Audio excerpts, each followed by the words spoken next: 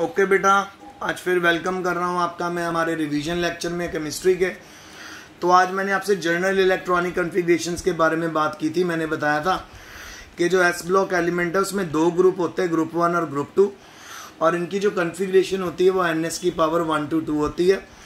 जबकि जो P block होते हैं, पी ब्लॉक में जनरल इलेक्ट्रॉनिक कॉन्फ़िगरेशन जो होती है NS2 NP की पावर 1 to 6, क्योंकि यहाँ पर पी ऑर्बिटल में ही इलेक्ट्रॉन एंटर करता है। फिर मैंने आपको अलग अलग इलेक्ट्रॉनिक कॉन्फ़िगरेशन लिख के दिखा दी,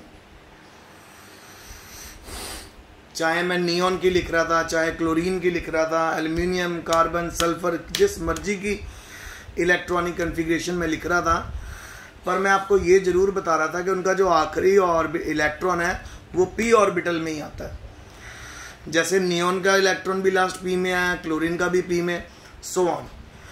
सो फिर मैंने यहाँ पे आपको टेबल में भी बताया था कि अगर P1 है तो ग्रुप 13 है, P2 है 14 है, P3 है 15, सो ऑन। अगर P6 है तो 18।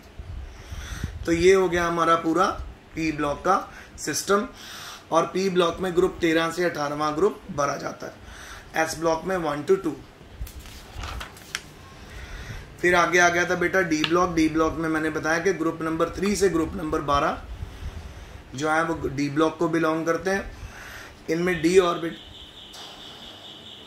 मामा देखोगे, इनमें जो डी ब्लॉक होता है उसी के अंदर इलेक्ट्रॉन एंटर करते हैं। इलेक्ट्रॉन जो एंटर होते हैं वो डी ऑर्बिटल में ही होते हैं।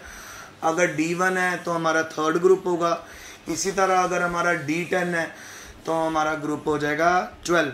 फिर मैंने यहाँ पे आपको दिखा दिया, D1 है तो थर्ड ग्रुप, D8 है तो 10 और D10 है तो 12। टोटल हमारे कितने ग्रुप बन रहे हैं यहाँ पे? 10। फिर आपको इलेक्ट्रॉनिक कॉन्फ़िगरेशन दिखाई, NS की पावर 1 to 2, N-1 D की पावर 1 to 10। जो N-1 है वो पेनल्टीमेट शेल है, इनर मोस्ट शेल है डी ऑर्बिटल की। फिर मैंने इनकी सबकी एग्जांपल्स करके दिखाई और उसमें आपको मैंने करके दिखाया कि ग्रुप और पीरियड कैसे निकालते हैं। फिर हम पहुँच गए F ब्लॉक एलिमेंट में। तो पहली सीरीज जो भरी जाती है 4F होती है, दूसरी सीरीज जो भरी जाती है 5F होती है। तो ये हमारे लैंथेनाइड है, ये हमारे एक्टिनाइड्स हैं, ठीक है। दोनों सीरीज में लास्ट इलेक्ट्रॉन 4F और 5F सबशेल के अंदर एंटर होता है और इनकी जनरल इलेक्ट्रॉनिक कॉन्फ़िगरेशन होती है N-2, F की पावर 1 to 14, N-1 D की पावर 0 to 1 और NS2। अब यहाँ पे क्या चक्कर है? यहाँ पे ये चक्कर है बेटा, एक बार डी ऑर्बिटल में इलेक्ट्रॉन जब एंटर हो जाता है, सेकंड इलेक्ट्रॉन डी में नहीं जाता, सीधा वो जाता है एफ में। तो जब तक एफ ऑर्बिटल पूरा नहीं भर जाता, सभी इलेक्ट्रॉन की एंट्री एफ में होती रहती है। जब फिर एफ ऑर्बिटल फुली फिल्ड हो जाता है, उसके बाद दोबारा डी ऑर्बिटल भरना शुरू होता है। नाम तो ये आज का लेक्चर था, होप आपको समझ आ गया होगा।